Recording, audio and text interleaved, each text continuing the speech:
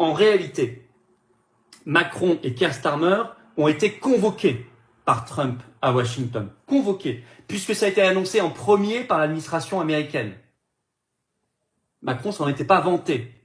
Macron, d'ailleurs, au début, ne confirmait même pas, comme s'il était à peine informé, à peine au courant. Ils ont été convoqués. Donc, ils sont convoqués lundi, le 24 février. On va suivre ça de près. Alors, moi, je vais vous dire ce qui va se passer. Hier, pendant son direct, Macron a taclé Trump en disant, en le tutoyant, en disant, moi, je le connais bien, toujours le côté un peu vantard, un peu gamin, là, je le connais bien, et il a dit, je le tutoie. Bon, on rappelle qu'en anglais, de toute façon, on tutoie, hein, il n'y a pas de vouvoiement. Tu ne peux pas être faible. Alors, il a dit, voilà ce que je vais lui dire lundi. Tu ne peux pas être faible face à Poutine. Il ajoute, comment ensuite tu seras crédible face à la Chine, qui pourrait envahir Taïwan, si tu es faible face à Poutine? Alors, on va d'abord cette phrase-là. Comment, en une phrase, se mettre à dos 3 pays, hein? La Chine, la Russie, les États-Unis. Champion de la diplomatie, Macron, bravo. Il vient de se mettre en une phrase à dos 3 pays, et pas des moindres, hein? Chine, Russie, États-Unis. Bon, mais au-delà de ça, regardez comment il parle de Trump et à Trump.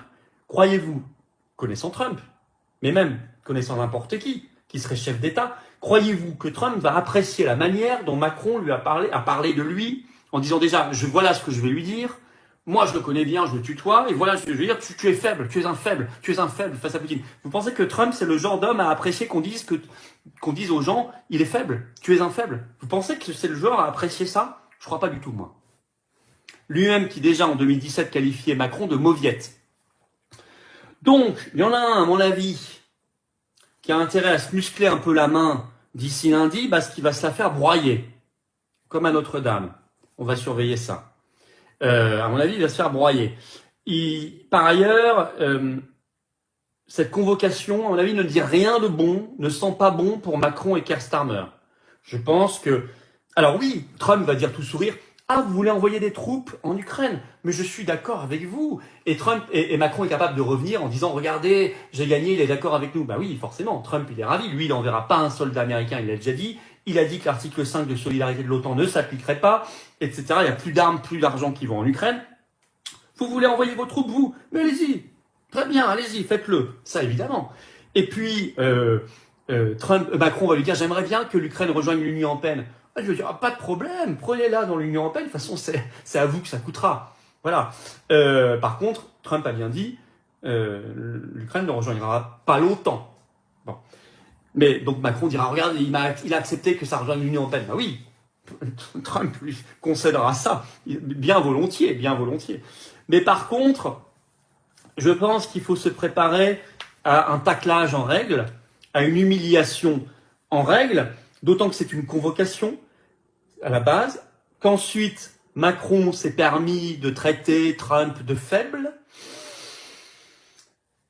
et que nous avons entendu cette brillante Union européenne à travers sa haute représentante, la soi-disant chef de la diplomatie, même si diplomatie européenne ça veut rien dire, Kaja Kallas, l'ancienne Premier ministre d'Estonie, hystérique de guerre, hystérique anti-russe, déclarait hier qu'elle taclait Donald Trump, que le dictateur, que Zelensky était un héros et que Trump, que c'était Poutine le dictateur, etc. Contrairement à ce qu'avait dit, vous le savez, Trump. Donc dans ce contexte-là, je pense que Macron peut s'attendre à une humiliation en règle. Je pense qu'il a passé un sale quart d'heure. Et vous le savez, il y a toujours ce dossier qui s'appelle President of France, président de la France, le seul chef d'État étranger, je rappelle, pour lequel Trump avait un dossier classé secret défense. Et le Guardian avait sorti l'info en disant que Trump se vantait d'avoir des informations sur la vie sexuelle de Macron. Désolé, hein, c'est pas très ragoûtant, mais enfin, je suis désolé, je lis la presse officielle. Hein. C'est comme ça fait aussi partie de la diplomatie. Hein. Donc, ça veut dire que Macron... Alors, dans le contexte, en plus, vous le savez, il y a un contexte international avec toutes les vidéos de Candace Owens qui ont fait un buzz incroyable, reprises dans la presse mondiale. Et même aujourd'hui, vous avez une dépêche AFP parce que Les avocats de Macron et Brigitte ont confirmé avoir bien écrit effectivement à cette journaliste américaine Candace Owens. Donc ça a été confirmé. Mais ils ont dit, mais nous on n'a jamais reçu la liste de 21 questions qu'elle nous aurait envoyées, alors qu'elle précise qu'ils ont eu une réponse. Elle a eu une réponse au moment où elle a envoyé les 21 questions. Tout ça c'est une dépêche AFP. On est dans l'ultra officiel là ce soir, si vous voulez. Donc si vous voulez, on n'est pas dans simplement sur YouTube, hein. On est sur l'ultra officiel AFP.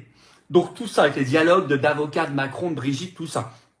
Donc dans ce contexte-là, et en plus c'est ce soir que Trump vient de confirmer qu'il irait le 9 mai, on l'a vu, à Moscou voir Poutine. Donc c'est-à-dire qu'il le place, le niveau de relation à un niveau très très très élevé.